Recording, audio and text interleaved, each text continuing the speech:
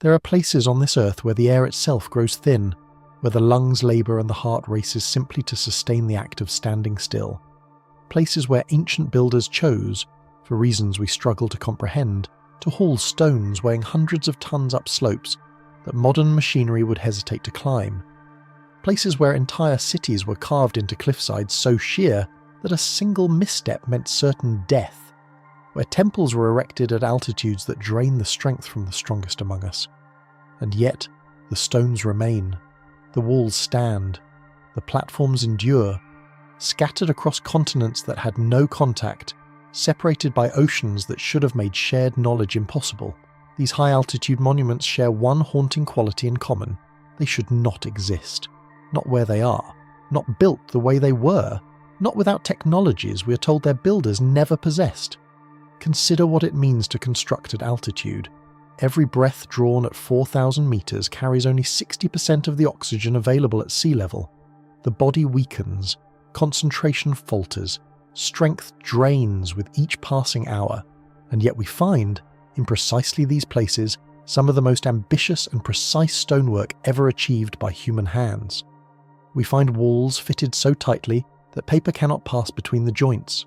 We find platforms assembled from blocks so massive that moving them on flat ground would challenge modern engineering, let alone dragging them up mountainsides where paths barely exist.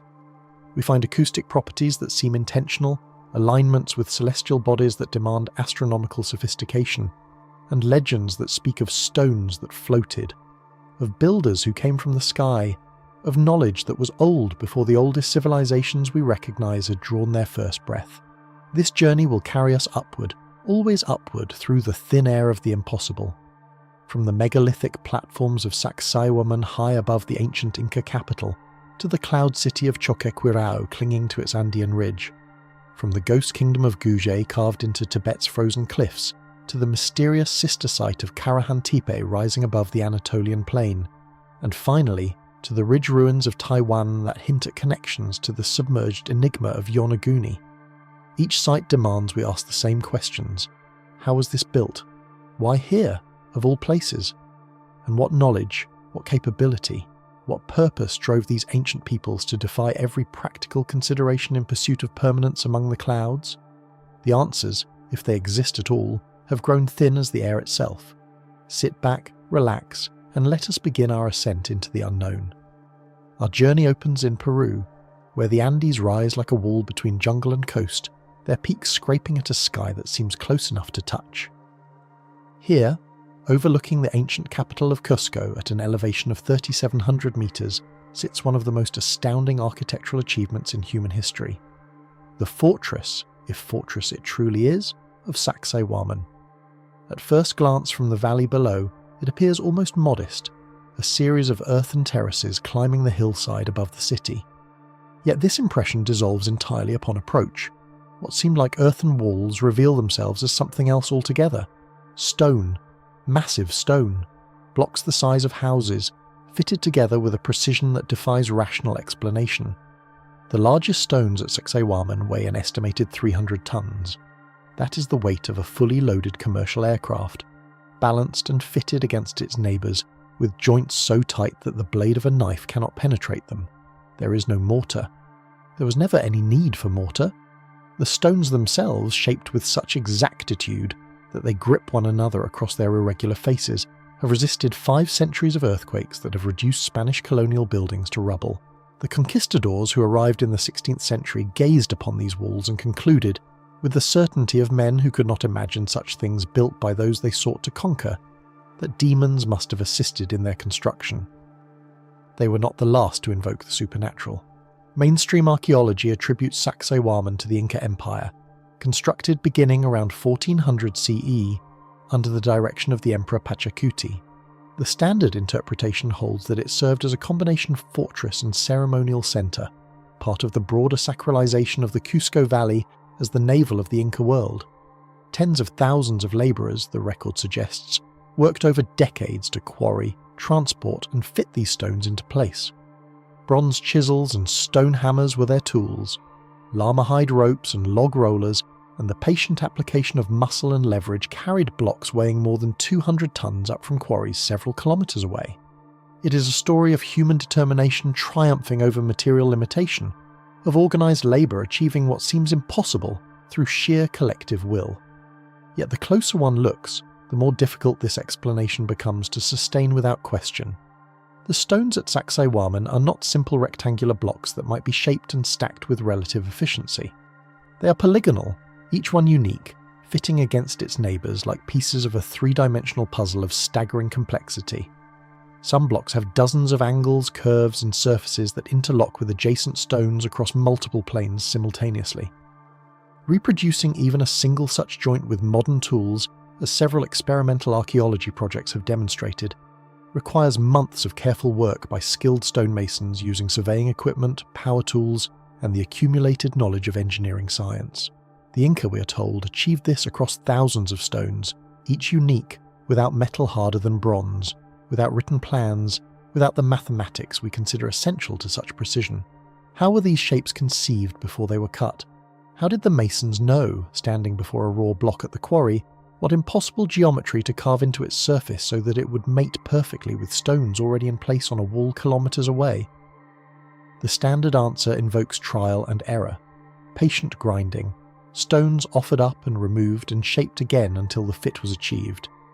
But the sheer number of perfect joints, the complete absence of visible errors or patches, the consistency of precision across the entire structure, these details whisper of method rather than patience, of knowledge rather than persistence alone. And then there is the question of the quarries themselves. The andesite blocks that form the primary walls were sourced from deposits 3 kilometres distant, 3 kilometres of steep terrain, of ravines and slopes and the thin air that saps strength with every step. How does one move a 300-ton stone across such ground? The conventional answer points to earthen ramps, wooden rollers, vast teams of haulers. But experiments attempting to move stones even a fraction of this weight using such methods have achieved, at best, excruciatingly slow progress on flat ground with modern supervision. The inclines at Saksaywaman are not flat ground. The logistics become not merely difficult but seemingly impossible when honestly calculated. What makes this stranger still is the acoustic property of the site. Stand within the lower walls of Saksaywaman during the Inti Raymi festival, when the solstice sun strikes the stones at particular angles, and something curious happens. The stones seem to hum. Low frequencies resonate through the megalithic walls in ways that modern acoustic engineers have measured but struggle to explain. Was this intentional? Were the Inca builders, like the architects of certain Gothic cathedrals, engineering not just structure but sound, not just stability but resonance? The zigzag pattern of the walls, which scholars have traditionally interpreted as a defensive feature, harder to assault than straight lines, also creates acoustic amplification chambers. Sounds made at certain points carry with unnatural clarity across distances that should absorb them. Whispers become audible. Footfalls echo. Local tradition holds that Saksaywaman was not built by the Inca at all, but by an earlier people whom the Inca merely inherited and repaired. The legends speak of a time before time, when the stones moved themselves, when the builders communicated with the earth itself and convinced the rock to flow into place like water finding its level. These are stories we instinctively dismiss, narratives of a pre-literate people, explaining what they themselves no longer understood. But what if the legends preserve, in mythological form, the memory of techniques that genuinely existed and genuinely were lost? What if the Inca inherited not just the structures, but fragments of a knowledge system they could no longer fully employ?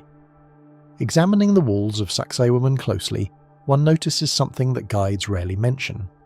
There are two distinct styles of construction. The massive polygonal blocks of the lower courses, fitted with that impossible precision, give way in the upper sections to smaller, more regular stones assembled with clearly inferior craftsmanship. It is as though a builder of transcendent skill was interrupted and lesser successors completed the work as best they could. Mainstream chronology explains this as phases of construction under different emperors, perhaps with varying labour availability or urgency.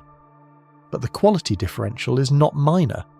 It is the difference between the work of masters and the work of those trying to imitate masters without understanding their methods. Standing before these walls as the afternoon sun casts long shadows across the fitted stones, one cannot help but feel the weight of the question. The blocks themselves seem to press it into the air. How? The word hangs there, unanswered. Not how in the sense of what general category of labour was applied, but how in the sense of what specific knowledge, what specific capability made this possible at this altitude, with these tools, in this time. Was there a lost technique for softening stone, as some researchers have speculated, a chemical or acoustic process that made andesite temporarily malleable?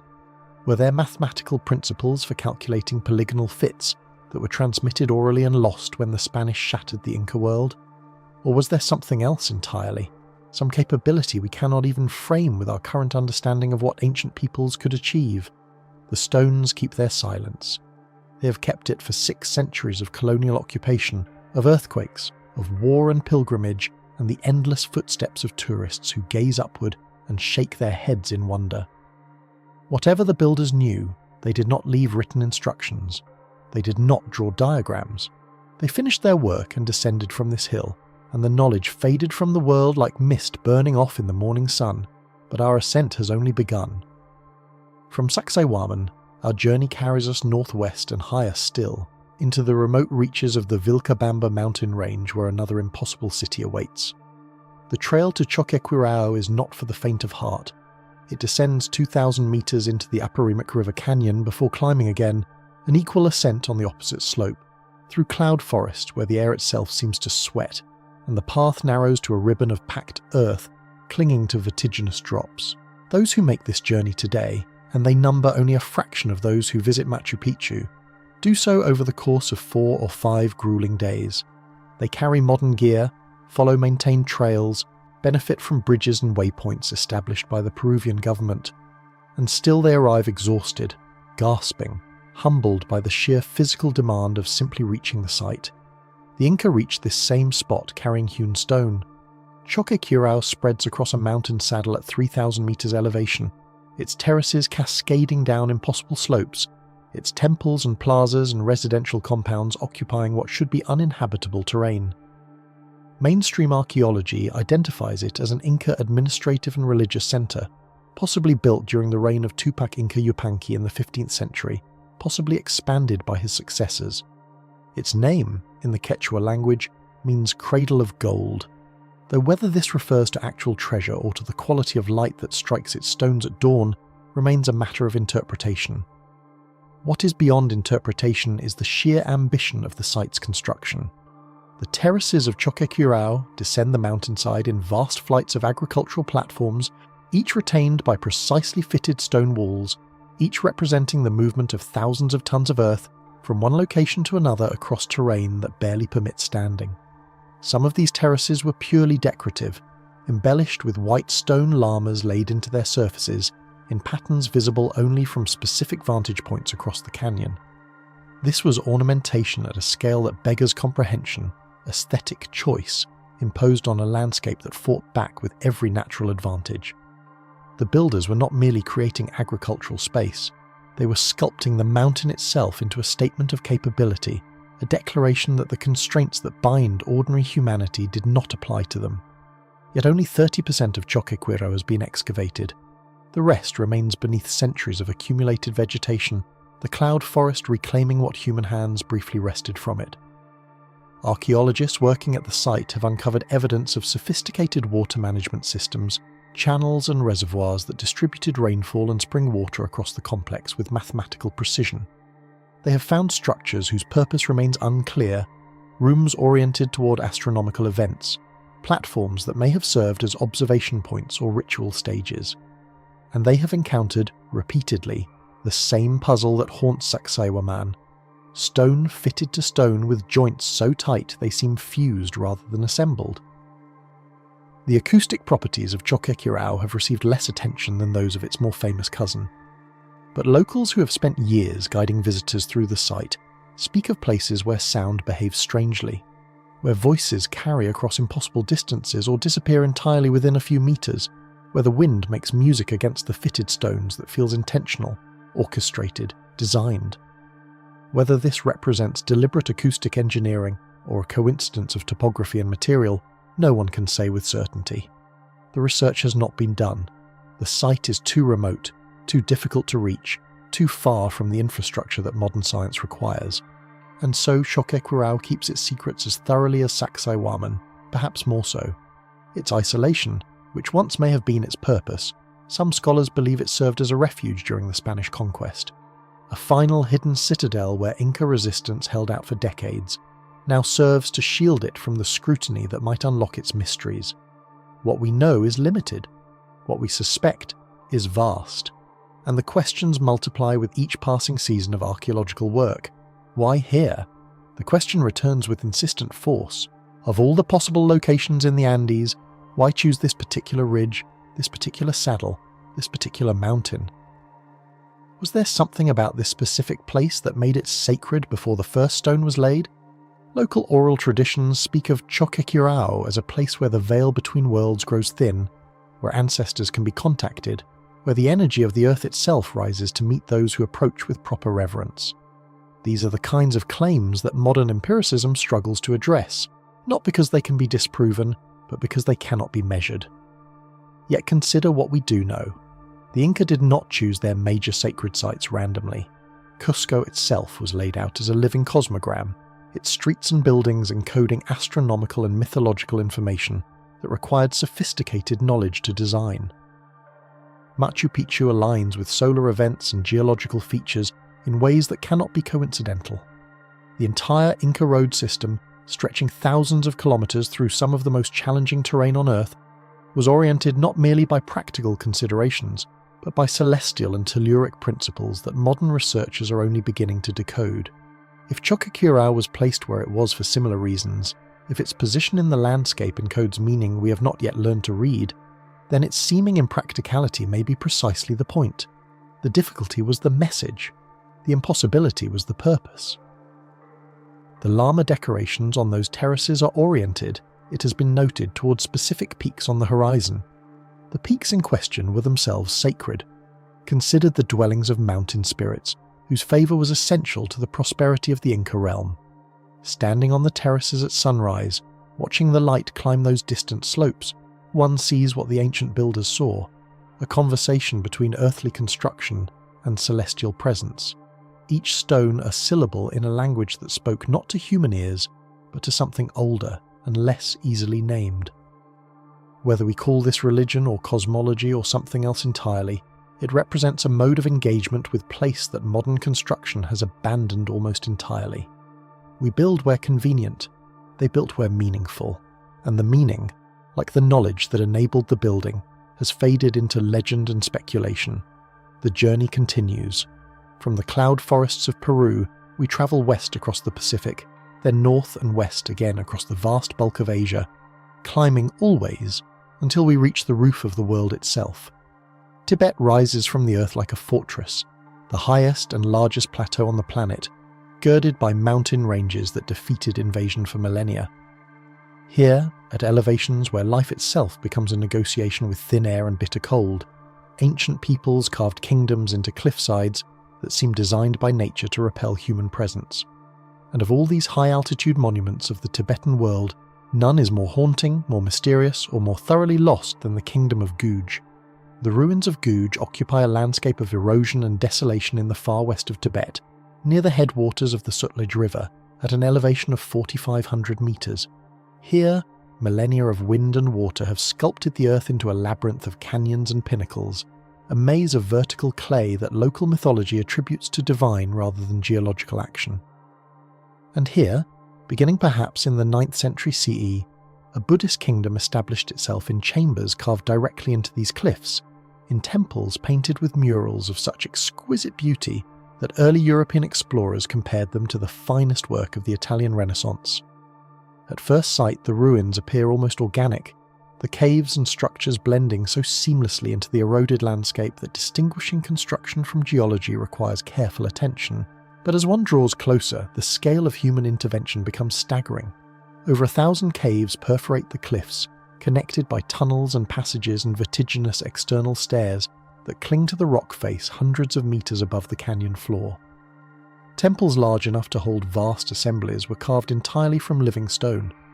Palaces for kings occupied pinnacles that required ascending nearly vertical approaches where a single misstep meant death.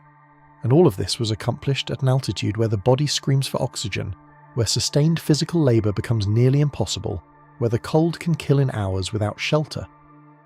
The mainstream historical account of Guge holds that it was founded around 912 CE by a descendant of the collapsed Tibetan Empire, a refugee king who established a new realm in this remote corner of the plateau. Over the following centuries, Guge became a major centre of Buddhist scholarship and art, attracting pilgrims and scholars from across the Himalayan world. Its murals and sculptures represented the highest achievements of Tibetan artistic tradition.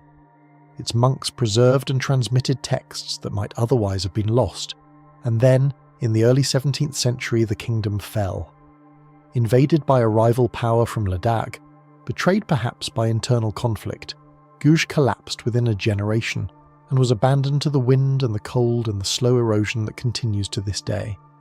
Yet this historical account, clear as it seems, dissolves into mystery upon closer examination. How was such a kingdom sustained at this elevation in the first place? Modern agriculture cannot feed significant populations above 4,000 metres without massive external inputs. The population estimates for Guge at its height suggest tens of thousands of inhabitants, a number that demands food, water, warmth, and security. On a scale the surrounding landscape seems fundamentally unable to provide.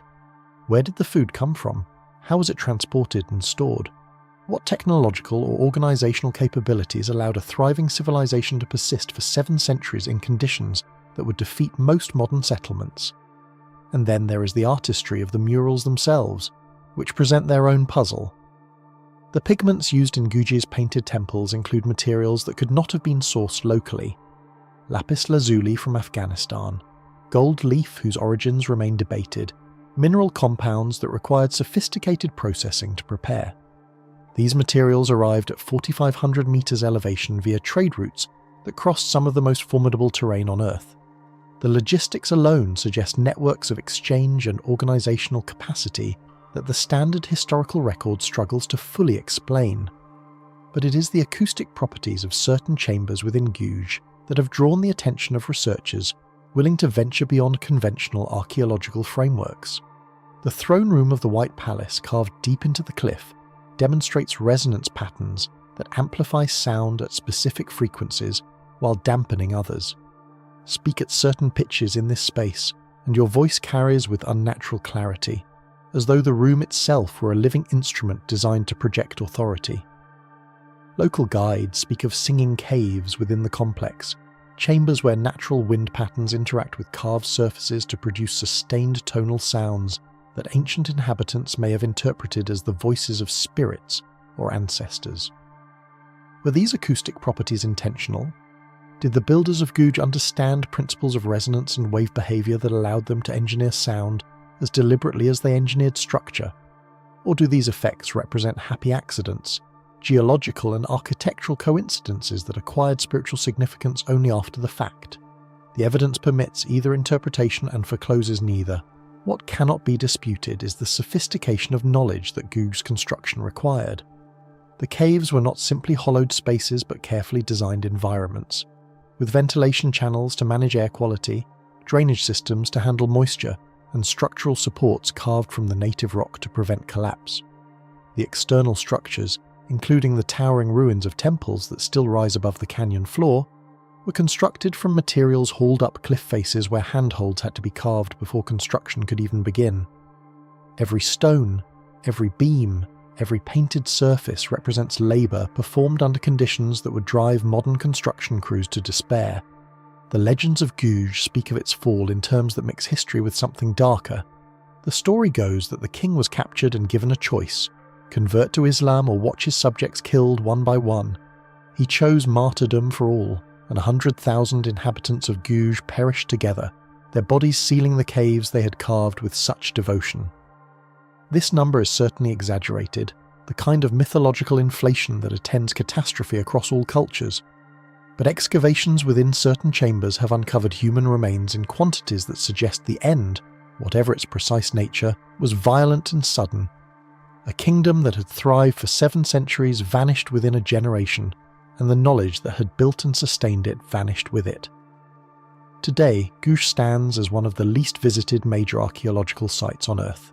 its remoteness, the political complexities of access to Western Tibet, and the physical demands of reaching it at all ensure that most of humanity will never see it except in photographs.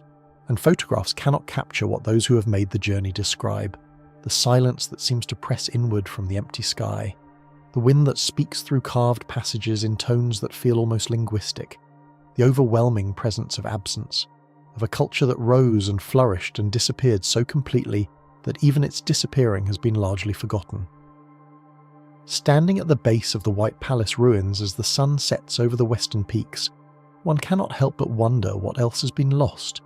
Not just the techniques of construction, not just the artistry of the murals, but the entire framework of understanding within which Guge made sense. The astronomical knowledge that oriented its temples, the acoustic principles that shaped its chambers, the agricultural and logistical capabilities that fed its population, the religious and philosophical systems that gave meaning to lives lived at the edge of survivability. All of it, gone. Erased so thoroughly that we must reconstruct it from fragments and speculation, from stones that no longer speak and paintings that fade a little more with each passing year. The knowledge, it seems, was never meant to outlast those who held it. Or perhaps it was, and we have simply lost the keys to chambers whose doors still stand open, waiting for those patient enough, or fortunate enough, to find the entry we have forgotten existed. Our journey across the roof of the world is far from complete. From the frozen heights of Tibet, we descend toward the heartland of another ancient civilization, where sites older than any pyramid wait beneath the Anatolian sun. The plain of Harran stretches beneath a sky so vast it seems to curve at the edges, a landscape of rolling hills and scattered rock outcrops that conceals, beneath its ordinary surface, the oldest monumental architecture yet discovered by modern archaeology. Here, at the intersection of trade routes that connected Mesopotamia to the Mediterranean world, ancient peoples gathered 12,000 years ago, before agriculture, before pottery, before the very concept of civilization as we define it, and built temples of such ambition that their existence rewrites everything we thought we knew about human capability. Göbekli Tepe, the most famous of these sites, has transformed our understanding of prehistoric society since its significance was recognized in the 1990s. But Göbekli Tepe is not alone. Scattered across the surrounding region are sister sites that suggest it was not an isolated wonder, but part of a larger tradition, a network of monumental construction spanning centuries or millennia.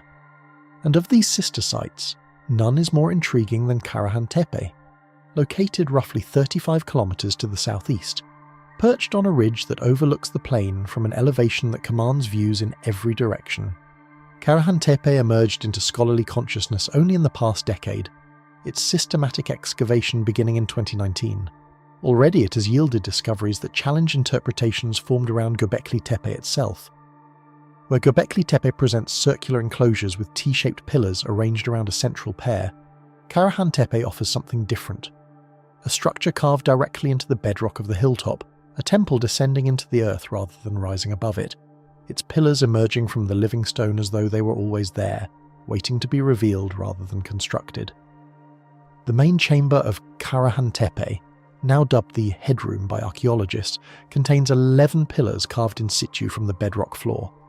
At one end of this chamber, rising from the same stone, is an almost complete human figure, bald and staring, its hands positioned on its chest in a gesture whose meaning remains opaque.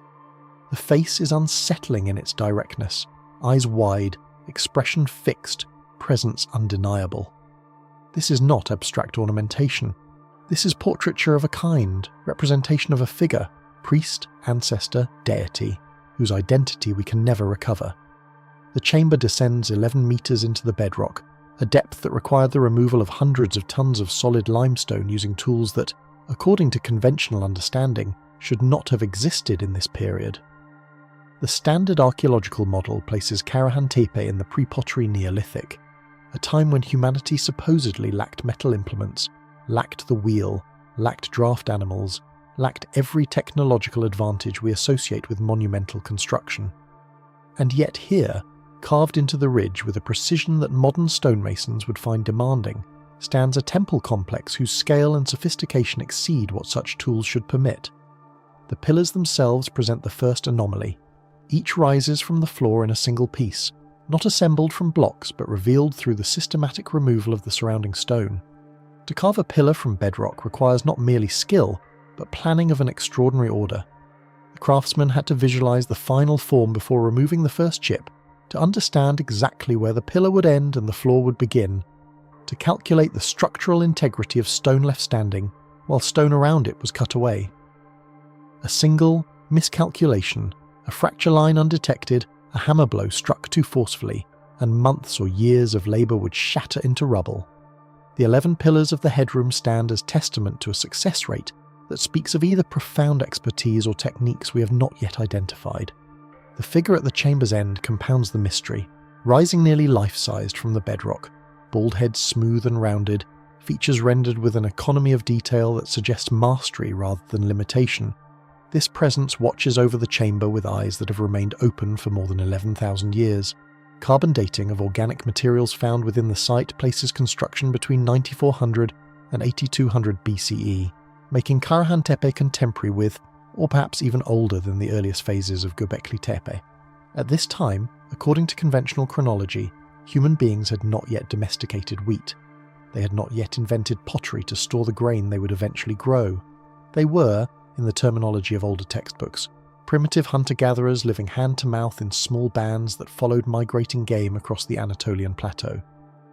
And yet these supposedly primitive people carved temples into mountains, organised labour forces capable of moving and removing thousands of tons of stone, created artwork of lasting power and psychological complexity, and then, perhaps most mysteriously of all, deliberately buried their creations beneath tons of fill, hiding them from future generations as though the hiding were as ritually significant as the building itself. Mainstream archaeology has worked diligently to integrate these discoveries into existing frameworks. The standard explanation suggests that the site served ceremonial purposes, gathering places for widely dispersed populations who came together periodically for religious observances, feasting, and social bonding. The construction itself, according to this view, was the ritual, the act of building as meaningful as the structure built, a process that reinforced social cohesion and transmitted cultural knowledge across generations. This interpretation has merit. It explains why multiple sites exist across the region, why construction appears to have continued over centuries, why the burial of completed structures might represent the culmination rather than the abandonment of their purpose. Yet certain aspects continue to invite deeper reflection. The acoustic properties of the headroom, for instance, have drawn the attention of researchers interested in the sensory dimensions of ancient ritual. Preliminary studies suggest that the chamber's dimensions produce specific resonance patterns, frequencies that would have been amplified and prolonged when sound was introduced, whether through voice, percussion, or wind instruments now lost to decay. The depth of the chamber below the surface would have created conditions of near-total darkness, sensory deprivation interrupted only by firelight and the sound of human activity.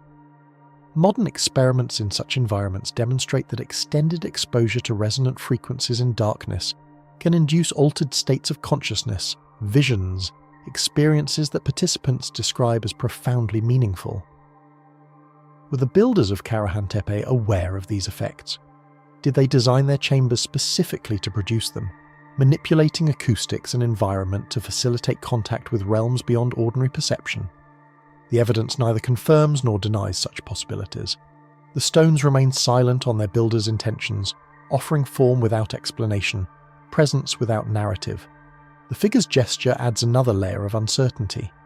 Hands crossed on the chest, fingers extended, the posture suggests formality, ritual significance, perhaps prayer or protection, or identification with specific powers. Similar gestures appear in religious iconography across many cultures and periods, from Egyptian tomb paintings to medieval Christian art. Yet the meaning is never self-evident, always dependent on contexts that Karahan Tepe's builders did not choose to record in any medium that has survived. We see the gesture without understanding its grammar, recognize the form without grasping its function. The figure stands as a permanent question, an answer to inquiries we have forgotten how to frame.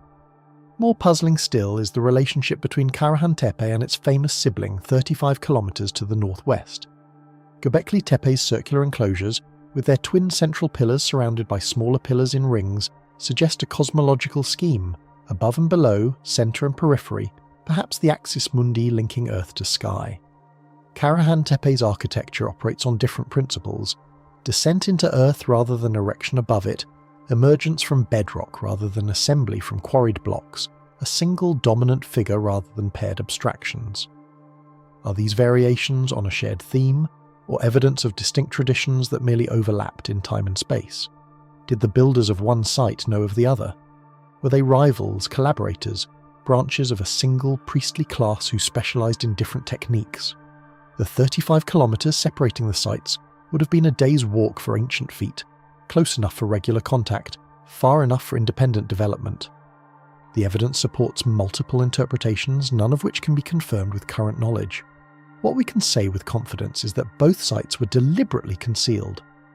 At Göbekli Tepe, the enclosures were filled with rubble, debris and earth, until the pillars disappeared beneath artificial hills.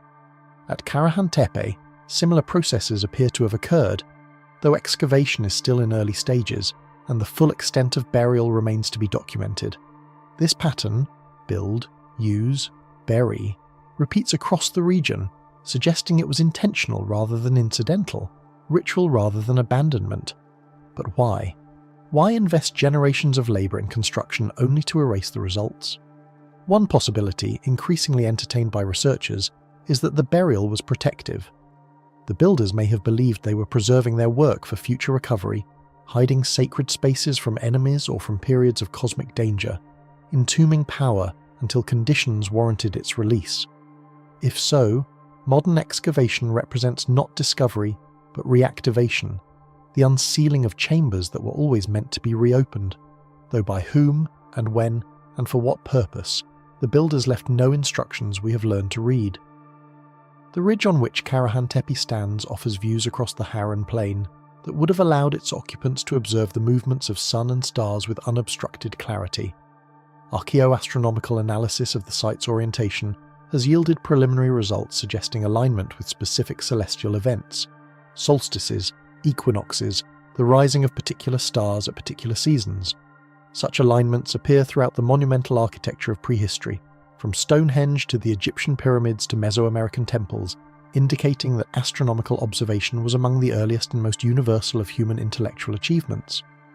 The peoples of the Anatolian highlands, 13,000 years before Copernicus, tracked the heavens with sufficient precision to encode their observations in stone, orienting their sacred spaces to catch the light of particular dawns, to frame the appearance of specific constellations, to mark the turning points of the year with architectural permanence.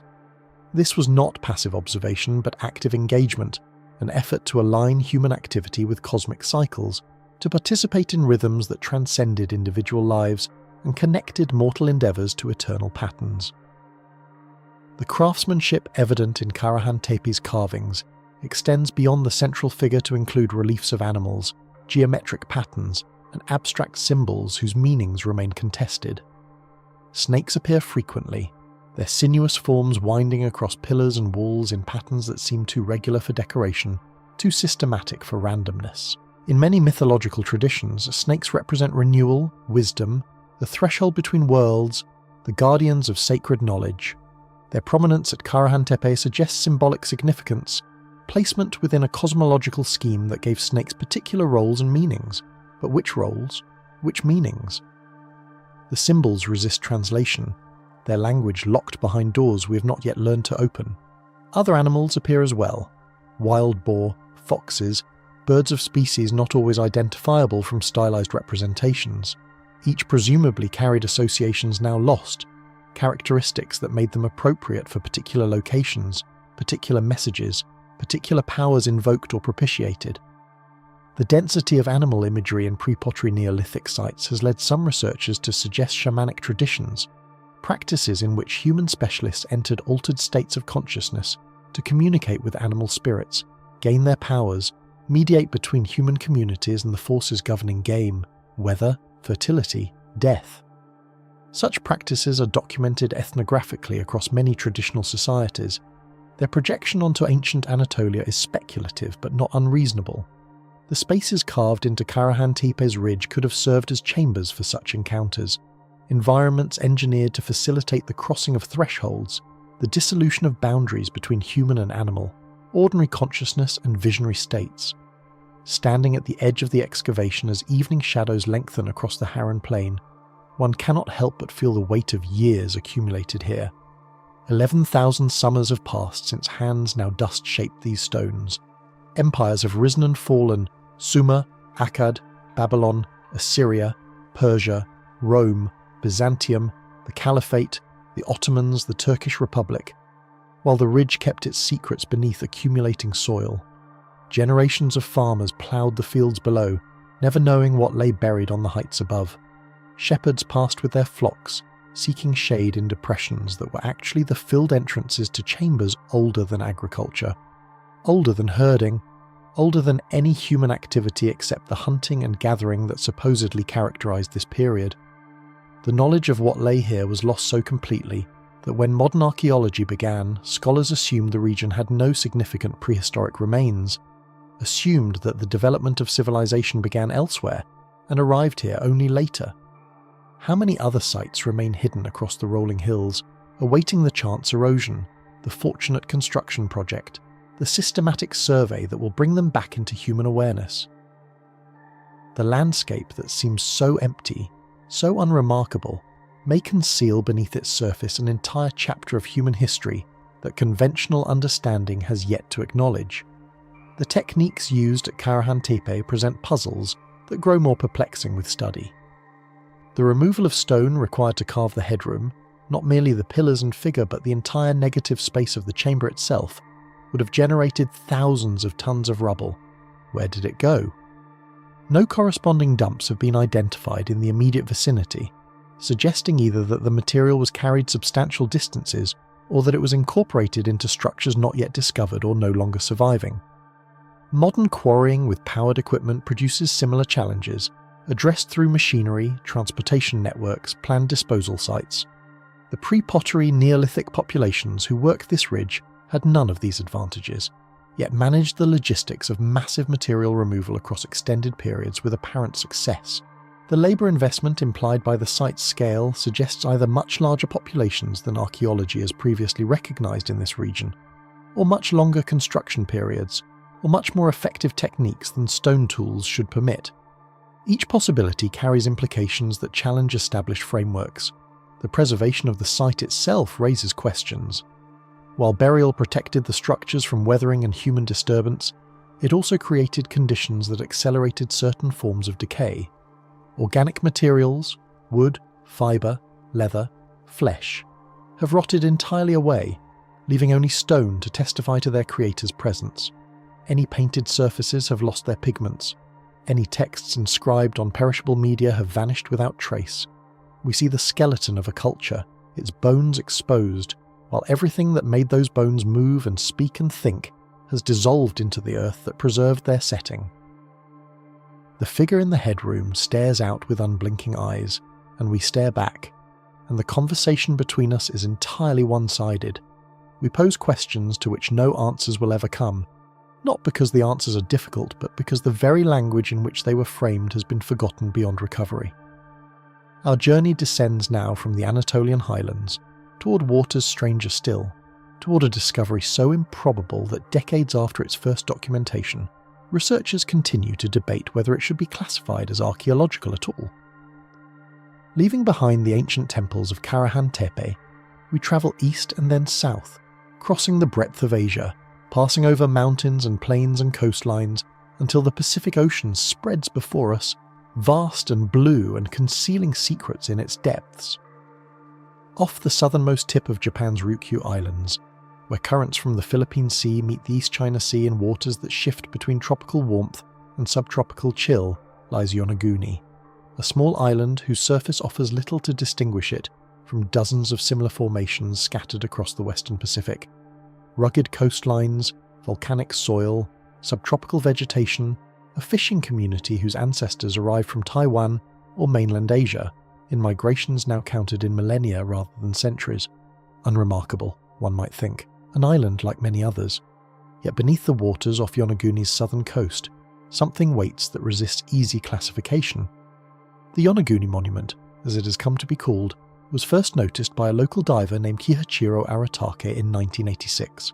Swimming through the clear waters at a depth of approximately 5 meters, Aratake encountered a structure unlike anything natural formation should produce. A terraced edifice of flat plains and sharp angles, rising from the seabed in a series of steps that suggested intentional construction rather than geological accident. Word spread through diving communities, then to journalists, then to researchers whose initial skepticism gave way to puzzled fascination as they examined the formation in person.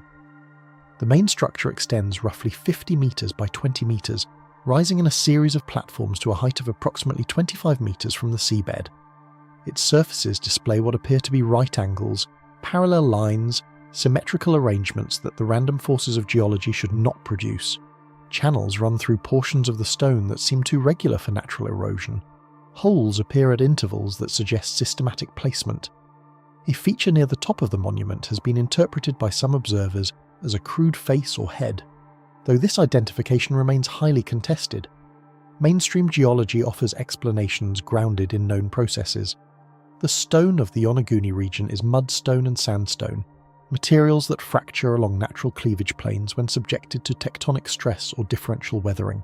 Similar formations appear on land in the vicinity, where parallel cracks and flat surfaces have been produced without human intervention.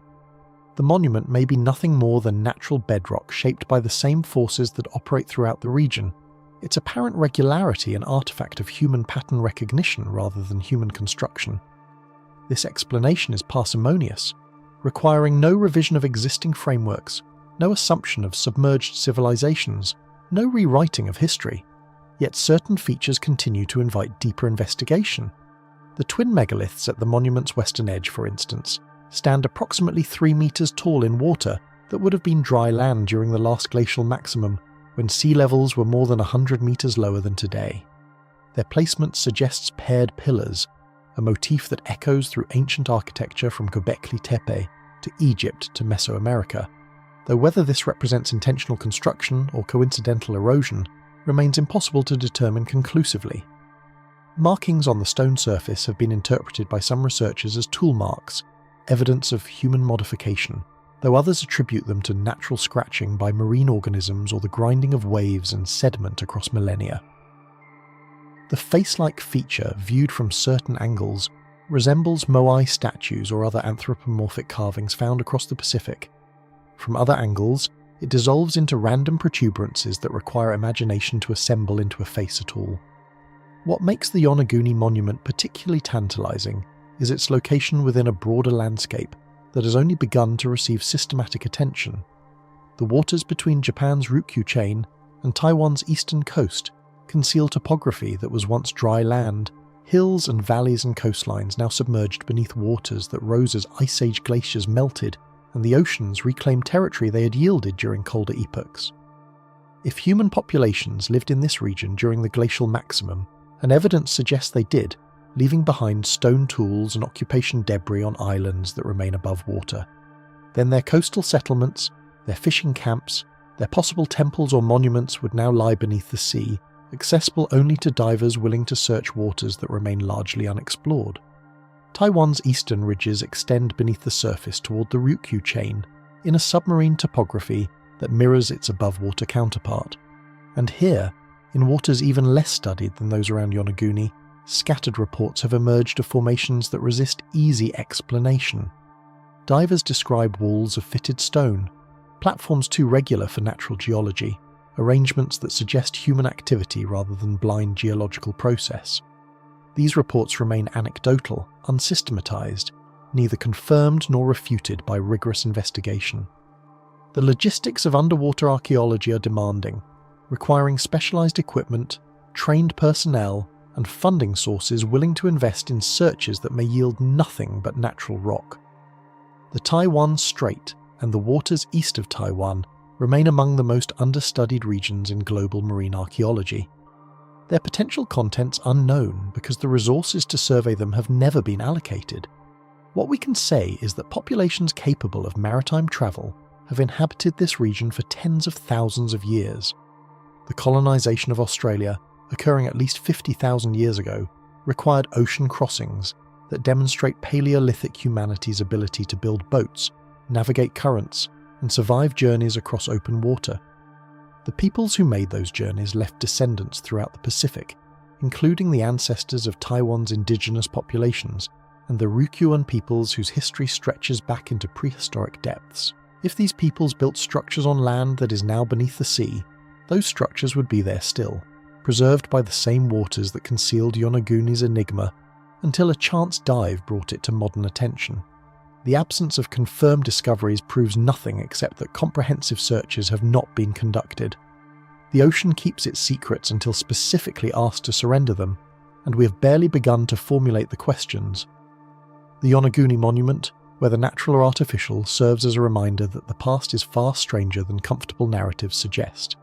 If natural, it demonstrates that geological processes can produce forms we instinctively read as artificial, challenging our confidence in distinguishing the built from the unbuilt. If artificial, it implies that populations in this region were constructing monumental architecture during periods when conventional chronology denies them the cultural complexity to do so, forcing revision of models built on assumptions now revealed as untested. Either conclusion is uncomfortable, either conclusion rewrites portions of what we thought we knew. The waters around Yonaguni hold one additional mystery that compounds the monument's enigma. Local divers report acoustic anomalies in certain locations, sounds that emerge from beneath the seabed without identifiable source, rumbles, hums, frequencies that seem to rise from depths greater than any diving equipment can reach. Scientific explanations invoke tectonic activity, the shifting of plates that produce the earthquakes common throughout this seismically active region. Yet the sounds are not constant, not predictable, not correlated in obvious ways with measurable seismic events. They appear and disappear according to rhythms that have not been charted, presences that announce themselves and withdraw without explanation. Local legends speak of spirits in the deep, ancestors who never entirely departed, voices that call to those who listen from the interface between water and stone. Such legends are easily dismissed as superstition, projections of human psychology onto indifferent nature. But they are also data, evidence of human experience in this place across generations, observations encoded in myth rather than measurement, but observations nonetheless. The monument rises from waters that local traditions regard as haunted, significant, charged with presences that Western epistemology struggles to categorize. What the ancient inhabitants of this region believed about their coastal waters, what rituals they performed at the edges of the sea, what meanings they assigned to the formations beneath the waves, all of this is lost, erased by submersion and time and the displacement of indigenous knowledge by colonial and modern frameworks that dismissed such knowing as primitive. Standing on Yonaguni's southern cliffs, watching the Pacific stretch toward horizons that conceal continents and island chains and depths no human eye has ever seen, one feels the scale of what remains unknown. The ocean covers more than 70% of the Earth's surface, and of that vast expanse, only the thinnest fraction has been surveyed with the attention that archaeology demands. Entire coastlines of the Ice Age world lie drowned beneath waters that rose as glaciers melted, coastlines where human populations lived, hunted, fished, built, worshipped, and died. Whatever remains of their presence rests in darkness and silence, waiting for technologies and resources that have not yet been deployed, waiting for questions that have not yet been asked. The Yonaguni monument is not an answer but a prompt, not a conclusion but an opening, a reminder that the past extends beneath surfaces we have barely begun to penetrate. From Yonaguni's enigmatic depths, our journey now ascends, not merely in altitude but in the very architecture of mystery itself.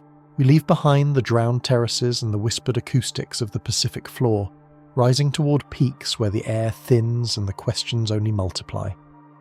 For if the ocean conceals what time and water have claimed, the mountains present a different paradox. Structures built in places so improbable, so hostile to human habitation, that their very existence becomes an argument against the limits we have assigned to ancient capability. The high places of the earth guard their secrets not through submersion, but through sheer inaccessibility, through altitudes where breathing becomes labour and stone becomes adversary. And yet, in these impossible locations, civilizations raised monuments that endure while the peoples who built them have dissolved into legend and bone. The Peruvian highlands hold ruins that conventional explanation struggles to accommodate. Saksaywaman rises above the city of Cusco at an elevation exceeding 3,600 meters, where the oxygen content of the air drops to roughly 60% of sea level values, and exertion becomes a negotiation with physiology itself. Here, the Inca, or perhaps peoples who preceded them, constructed walls from stones so massive that their transport and placement defy straightforward reconstruction.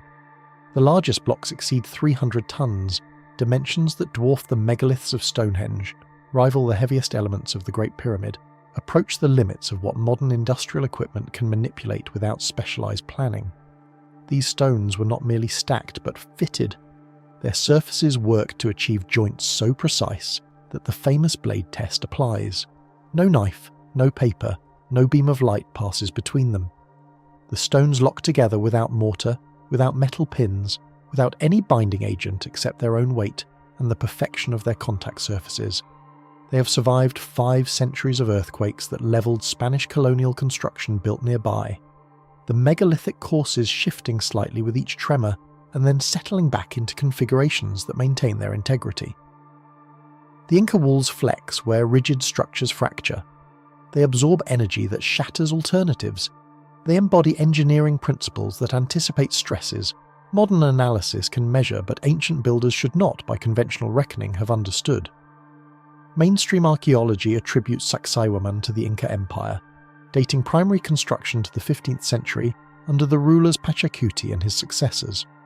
The labour force is estimated in the tens of thousands, the construction period measured in decades, the organisational capacity compared to the mobilisation of armies.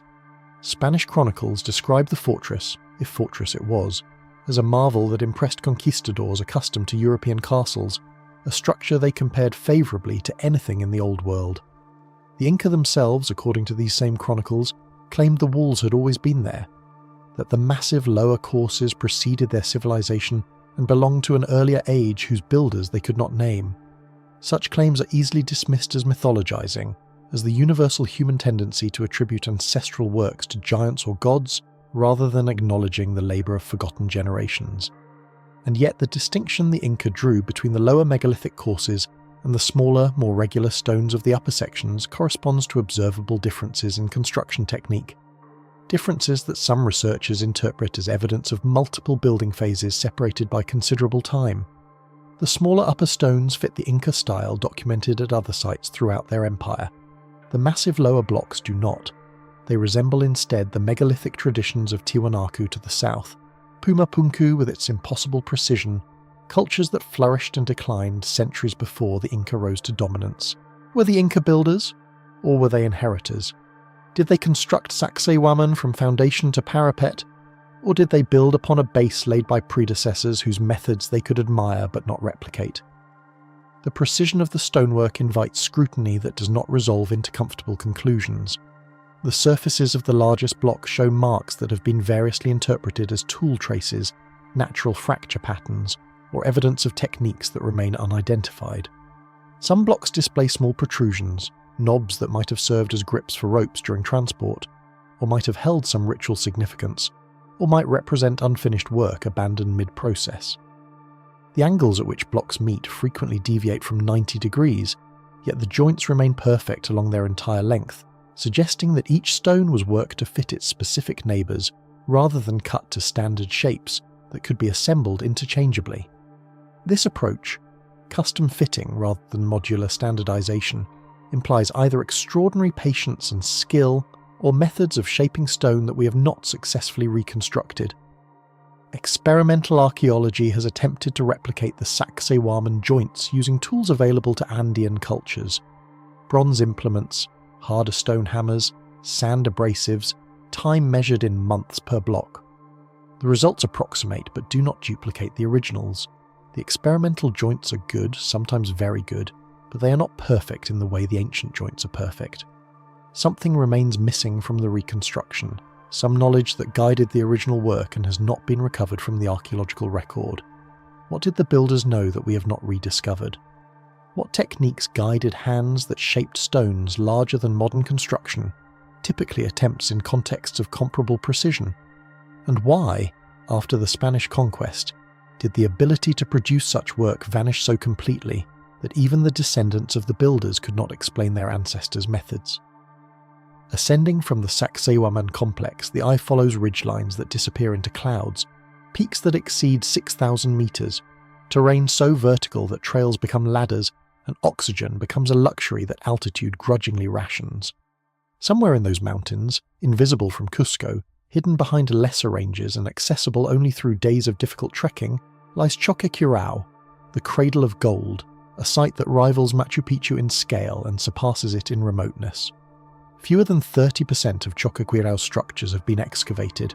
The remainder sleep beneath centuries of vegetation, their outlines visible to aerial survey but their contents unknown. The site occupies a ridge at approximately 3,000 meters, lower than Saksaywaman but infinitely more isolated, reachable only by foot trails that descend thousands of meters into river canyons and climb equally precipitous slopes on the far side. Modern visitors require multiple days to reach Choquequirao, returning exhausted, dehydrated, transformed by the sheer physical demand of the approach.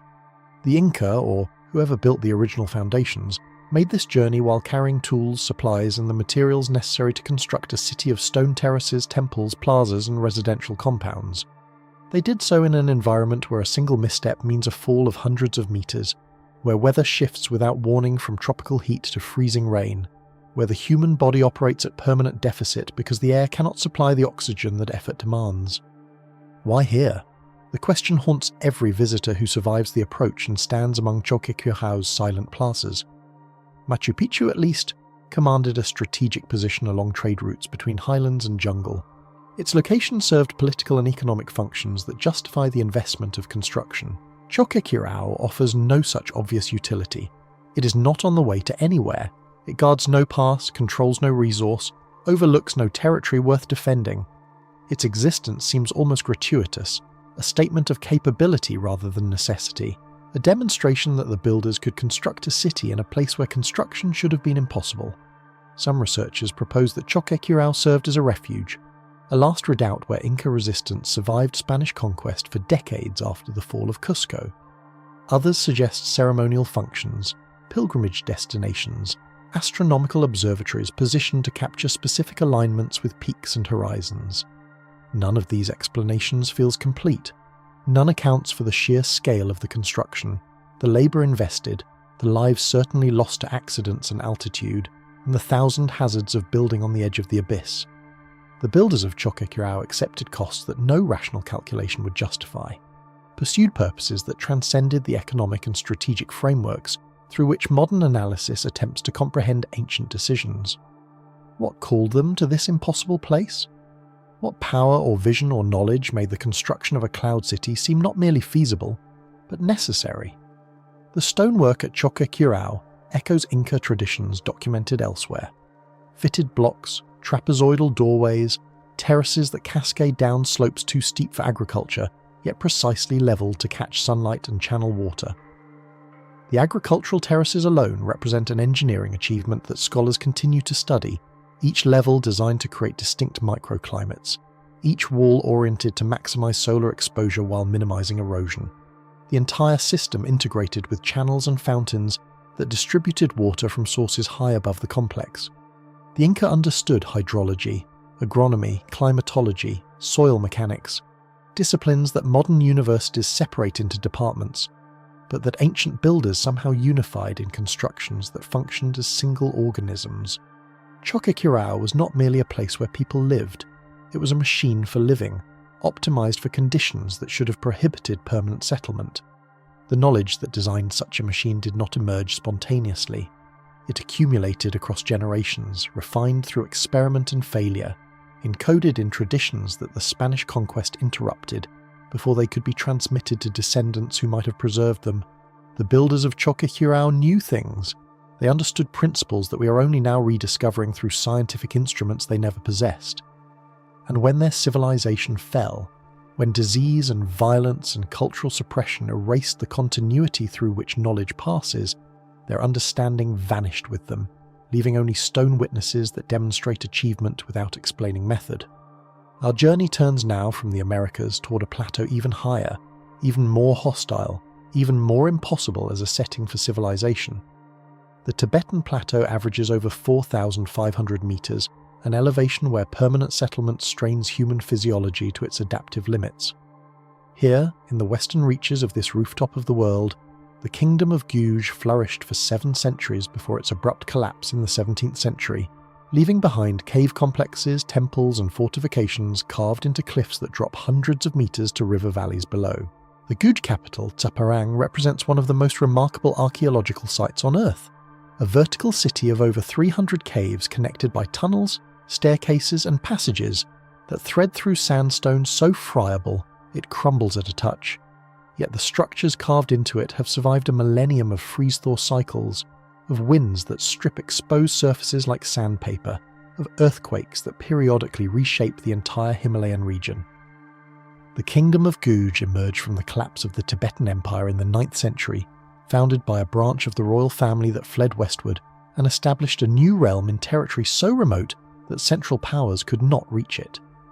From this impossible redoubt, Guge became a centre of Buddhist learning, a repository of texts and traditions that survived persecutions elsewhere, a beacon that drew scholars and pilgrims from across the Buddhist world despite journey times measured in months through some of the harshest terrain on the planet. The logistics of constructing Tsaparang compound the mystery of its existence. The cliff face into which the city is carved offers no level ground, no staging areas, no space where workers could gather materials and organise labour. Every tool, every supply, every drop of water had to be carried up slopes, where paths barely exist, through elevations where physical work depletes the body faster than rest can restore it. The caves themselves were excavated from living rock, using implements that have not survived in the archaeological record, following plans that integrated residential spaces, storage chambers, temples, and defensive positions into a coherent whole. The largest temples contain murals that rank among the masterpieces of Buddhist art, pigments applied to surfaces prepared with techniques that have preserved colour and detail across centuries of exposure to conditions that should have degraded them within decades. The artists who created these works laboured in spaces illuminated only by butter lamps, in air so thin that concentration faltered and muscles cramped, in cold so persistent that pigments must have thickened and brushes stiffened between strokes.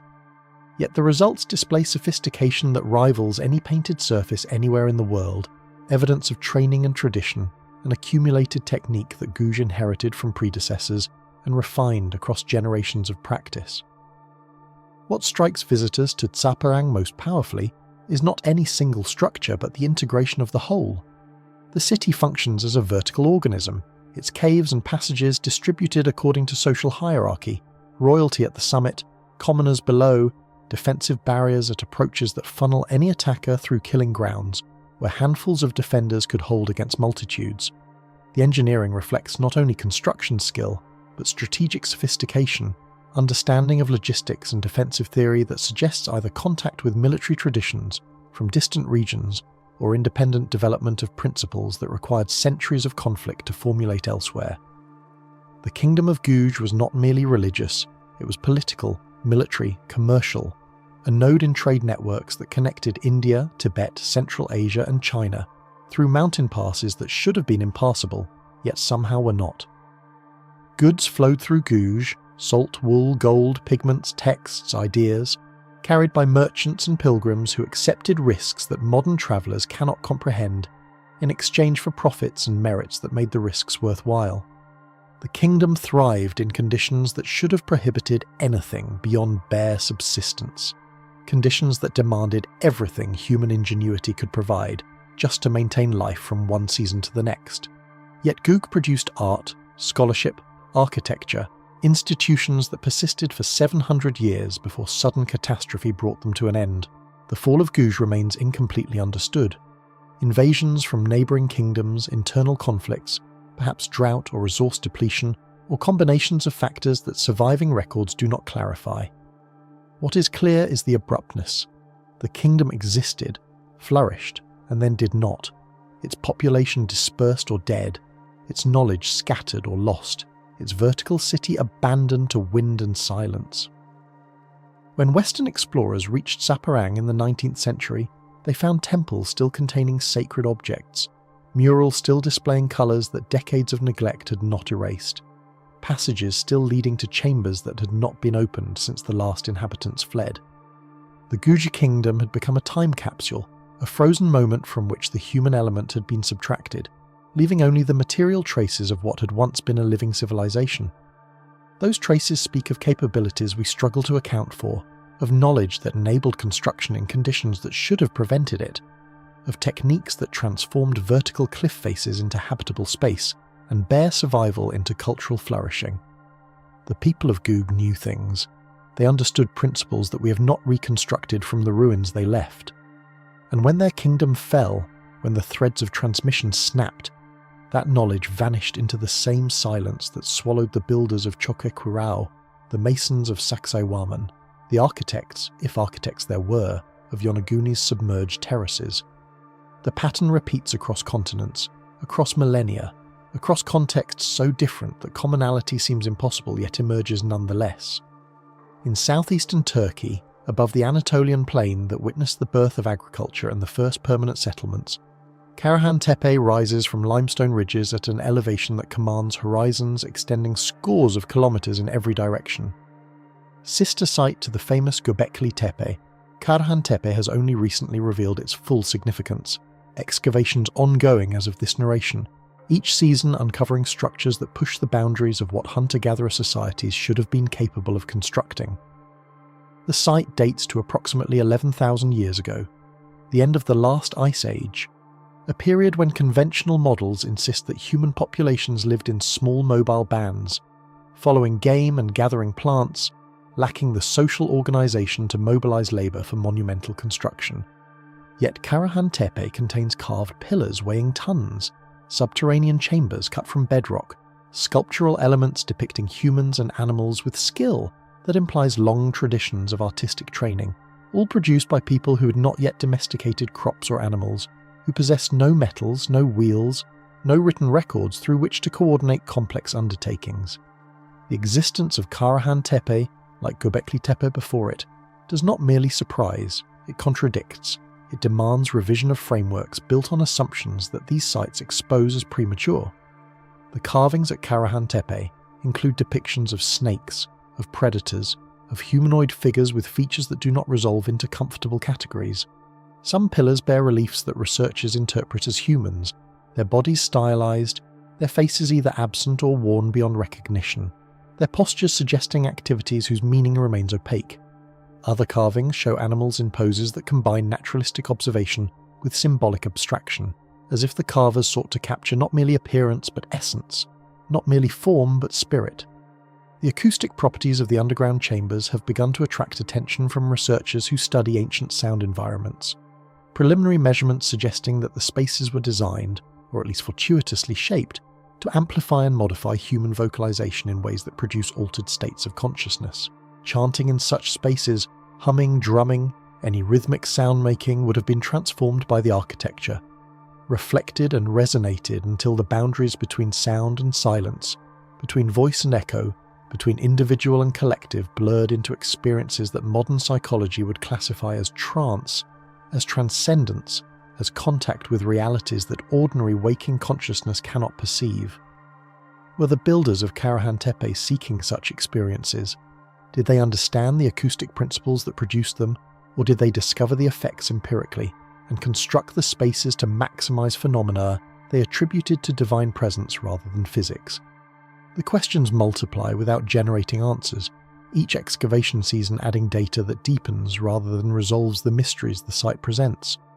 What connects these disparate locations, Saksaywaman and Choquequirao in the Andes, Tsaparang in the Tibetan heights, Karahan Tepe above the Anatolian plain, Yonaguni beneath the Pacific waters? Each occupies a position that conventional logic would reject as unsuitable for the constructions they contain. Each demonstrates capabilities that we struggle to explain with the tools and social structures we have attributed to the builders. Each suggests knowledge that achieved results we cannot easily replicate, knowledge that flourished for a time and then vanished, leaving only stone witnesses whose testimony we cannot fully interpret. The high places of the earth were not marginal to ancient civilizations. They were central, sacred, charged with significances that justified investments of labour and life that defy economic rationality. The builders climbed to altitudes where their bodies faltered, descended to depths where their lungs could not function without technology they supposedly lacked, and in those impossible locations they raised monuments that endure while the knowledge that created them has dissolved into legend and silence. Standing in any of these places, or imagining oneself standing there since the journeys are beyond most modern capabilities, one feels the weight of what we do not know pressing down with an almost physical force. The stones speak, but we have lost the language. The alignments point, but we cannot follow where they indicate. The acoustic chambers resonate, but the songs that activated them have not survived in any form we can recover. Across the earth, scattered through mountains and beneath oceans, in jungles and deserts and the frozen margins of habitable terrain, the ancestors built structures that we can measure but not understand, that we can photograph but not replicate, that we can admire but not explain. The knowledge they possessed did not merely differ from ours in content, it differed in kind, in the categories through which reality was organised, in the purposes that motivated inquiry, in the very definition of what counted as knowing. We have inherited their stones, but not their understanding. We have catalogued their remains, but not recovered their methods. We have named their ruins, but cannot name what they called themselves, or the powers they served. The journey through high-altitude impossibilities ends not with answers, but with awareness of how much remains concealed. Every site we have visited refuses closure, insists on questions, opens into depths that recede as we approach them. The Onaguni monument waits beneath waters that have not been systematically searched, its artificial or natural origin still contested, its implications for coastal prehistory still unexplored. Saksaywaman guards the memory of builders whose methods their own descendants could not explain, whose precision exceeds what experimental archaeology has achieved, whose walls flex and survive while newer constructions crumble. Choquequirao sleeps under vegetation that hides 70% of its extent, excavations proceeding at paces measured in years while funding permits, each season revealing structures that confirm the site's importance without clarifying its purpose. Taparang endures on its impossible cliff, murals fading now that no monks remain to maintain them, passages collapsing as the sandstone surrenders to the patient assault of wind and freeze. Karahan Tepe yields new chambers each digging season, the site's true extent unknown, its relationship to Göbekli Tepe and other contemporary sites only beginning to emerge from the accumulating evidence. The past is not settled, it is not closed, it is not finished. It remains active, alive, still unfolding as each discovery revises what we thought we knew and opens vistas we had not imagined. If these high places teach anything, they teach humility, the recognition that human capability has waxed and waned across millennia, that what one generation achieves another may lose, that knowledge is fragile and transmission uncertain, and the future may not retain what the present has recovered. The builders of these monuments knew things we do not know. They possessed understanding that we have not reconstructed, and when their civilizations fell, to conquest, to climate, to the 1,000 contingencies that can interrupt the thread of human continuity, their knowledge vanished with them, leaving only the stones that demonstrate achievement without explaining method. We are not the pinnacle of human development, we are merely the latest iteration, inheritors of some traditions, ignorant of others, building on foundations we did not lay toward destinations we cannot foresee. The high places remind us that the earth is older than our records, that human presence extends deeper than our chronicles, that the story we tell about ourselves is incomplete in ways we are only beginning to recognize. As the light fails over whichever horizon contains our final gaze, the Pacific swells that conceal Yonaguni, the Andean peaks that guard Choquequirao, the Himalayan snow that crowns the ruins of Guge, the Anatolian stars that wheeled over Karahan Tepe when its builders gathered in underground chambers to chant and carve and reach toward powers they believed were listening. The questions remain. They will remain. They have remained for centuries already, waiting through epochs when no one was asking, and they will wait through epochs yet to come. The stones will endure while our theories rise and fall, while our frameworks are constructed and demolished and reconstructed in configurations we cannot anticipate. The mystery is not a problem to be solved, but a condition to be inhabited, a relationship to be maintained with the past that created us and the future we are creating. What the builders knew, we may yet learn, or we may join the ranks of civilizations that peaked and declined without transmitting their understanding to successors capable of preserving it. The outcome is not determined. The knowledge waits, encoded in stone and silence, for those patient and persistent enough to attend to its whispers. The earth remembers what we have forgotten. The mountains keep what the valleys have lost. And somewhere, in archives not yet discovered, in sites not yet surveyed, in connections not yet drawn between scattered evidences, the answers wait, not as solutions that will close the questions, but as openings into questions deeper still, mysteries that unfold into mysteries, knowledge that reveals only how much more there is to know. This is the gift the high places offer, not certainty but wonder, not closure but invitation, not the satisfaction of completion, but the inexhaustible engagement with a past that exceeds every attempt to contain it. The stones stand, the questions remain, and the journey, truly, has only begun.